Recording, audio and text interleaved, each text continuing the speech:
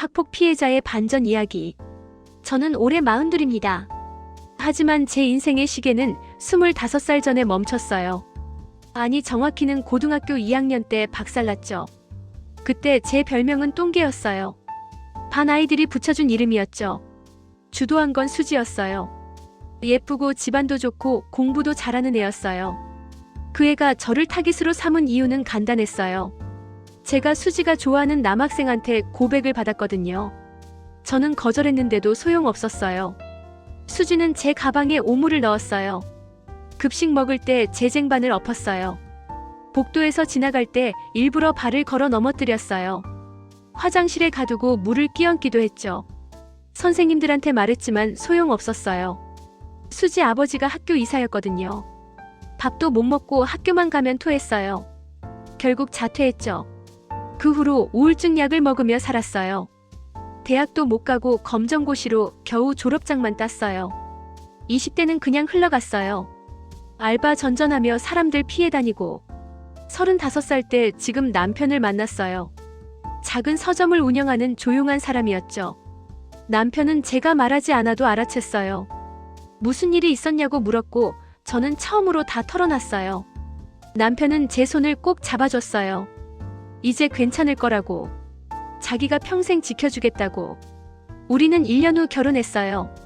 남편 덕분에 저는 조금씩 나아졌어요. 약도 끊고 웃을 수 있게 됐죠. 서점 일도 도우며 평범한 일상을 살았어요. 비록 아이는 못 가졌지만 남편과 둘이 행복했어요. 그렇게 7년이 흘렀어요. 그러던 어느 날 서점에 한 여자가 들어왔어요. 명품 가방을 들고 화장을 진하게 한 여자. 수지였어요. 수지는 저를 알아보지 못했어요.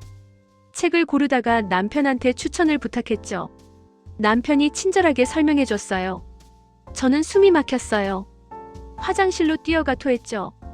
진정하고 나왔을 때 수지는 없었어요. 그날 밤 남편한테 말했어요. 오늘 온 여자가 저를 괴롭히네라고. 남편이 놀라며 물었어요. 그 예쁜 여자가? 저는 고개를 끄덕였어요. 며칠 후 수지가 또 왔어요. 이번엔 남편을 콕 집어 찾았어요. 저한테는 눈길도 안 줬죠. 수지가 남편한테 커피를 마시자고 했어요. 남편은 거절했지만 수지는 끈질겼어요. 한 달 동안 수지는 일주일에 3번씩 왔어요. 매번 남편한테 들러붙었죠. 저는 공포에 떨었어요. 남편한테 매달렸어요. 저 여자 때문에 미치겠다고. 남편이 수지한테 단호하게 말했어요. 이제 그만 오라고. 유부남이고 아내가 불편해한다고. 그날 수지가 처음으로 저를 똑바로 봤어요. 그리고 천천히 웃었어요. 그 순간 수지가 저를 알아봤다는 걸 알았어요. 처음부터 알고 있었던 거예요. 수지가 말했어요. 언니 나 기억 안 나세요? 저 김수지예요. 같은 학교 다녔잖아요. 수지가 계속 말했어요. 언니 예전엔 더 예뻤는데 많이 늙으셨네요. 힘들게 사셨나 봐요.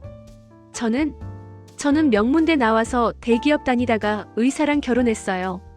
이혼했지만 위자료 많이 받았죠. 그리고 수지가 폭탄을 터뜨렸어요. 근데 사장님 제 이상형이에요. 언니 사장님 뺏어가도 돼요? 남편이 화를 냈어요. 당장 나가라고. 언니 남편도 결국 제가 가져갈 거예요. 언니가 가진 건 다 제 거니까. 그날 밤 저는 악몽을 꿨어요. 다음날 수지가 보낸 택배가 왔어요. 고등학교 졸업 앨범이었어요. 제 사진마다 흉측한 낙서가 돼 있었죠. 그리고 메모가 있었어요. 추억 선물. 사장님한테도 보여드릴까요? 저는 무너졌어요. 남편 앞에서 펑펑 울었죠. 수지는 매일 문자를 보냈어요. 서점 앞에서 서성이 기도했어요. 남편을 미행했고 남편 사진을 찍어서 보냈죠. 참다 못한 남편이 수지를 만났어요. 제가 말렸지만 남편은 끝내겠다고 했어요. 남편이 돌아왔을 때 표정이 이상했어요. 무슨 일이냐고 물었더니 남편이 말했어요. 수지가 제안을 했대요. 날 버리고 자기랑 사귀면 5억을 주겠다고. 제 심장이 내려앉았어요. 남편이 뭐라고 했냐고 물었더니 남편이 웃었어요. 당연히 거절했다고. 돈으로 살 수 없는 게 사랑이라고 했대요. 일주일 후 수지가 서점에 나타났어요. 이번엔 남자를 데려왔죠. 잘생긴 변호사라고 소개했어요. 그리고 서류를 내밀었어요. 명예훼손으로 고소하겠대요. 남편이 수지를 스토커라고 주변에 말하고 다녔다면서요. 거짓말이었어요. 하지만 수지는 증인과 증거를 다 만들어뒀대요. 합의금 1억 아니면 재판 가자고. 남편이 어이없어 했어요. 재판 가서 이기겠어요? 증거도 없으면서. 전 돈 많아요. 끝까지 가볼래요? 남편과 저는 결국 합의금을 주기로 했어요. 서점을 팔아서라도. 그날 밤 저는 결심했어요. 더 이상 당하고만 살지 않겠다고. 다음 날 저는 수지를 만나자고 했어요. 수지가 좋다며 카페를 정했죠. 카페에서 수지를 만났을 때 제 녹음기는 이미 작동 중이었어요. 저는 조용히 말했어요. 고등학교 때 왜 그랬어요? 수지가 대답했어요.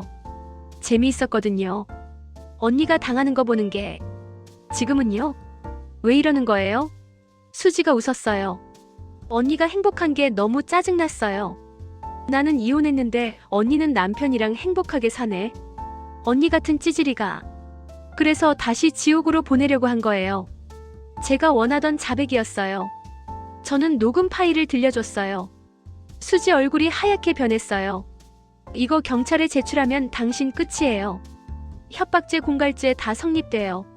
수지가 떨며 말했어요. 언니 제발. 저는 조건을 내밀었어요. 합의금 2배로 돌려줘요. 그리고 서면 사과. 안 그러면 언론에도 풀고 당신 회사에도 알릴 거예요. 수지는 결국 다 들어줬어요. 2억과 사과문 그리고 다시는 저희 앞에 나타나지 않겠다는 각서까지. 그렇게 수지는 제 인생에서 사라졌어요. 하지만 한 달 후 들은 소식은 충격적이었어요. 수지가 자살했다는 거예요. 경찰 조사를 받으러 갔어요. 수지 유서에 제 이름이 있었대요. 자기 인생을 망친 건 학폭 피해자에게 복수당한 거라고. 저는 멍했어요. 유서는 거짓말이었지만 수지는 죽었어요. 장례식장에서 수지 엄마를 만났어요. 수지 엄마가 저를 붙잡고 울었어요. 당신이 우리 딸을 죽였다고. 저는 아무 말도 못했어요. 수지는 가해자였지만 결국 죽었고 저는 살아남았어요. 아니, 정확히는 살아남았으니까요. 구독과 좋아요는 큰 힘이 됩니다. 막장 5분과 함께 특별한 이야기를 함께 해보세요. 우리 주변의 이야기를 빠르게 만나보세요.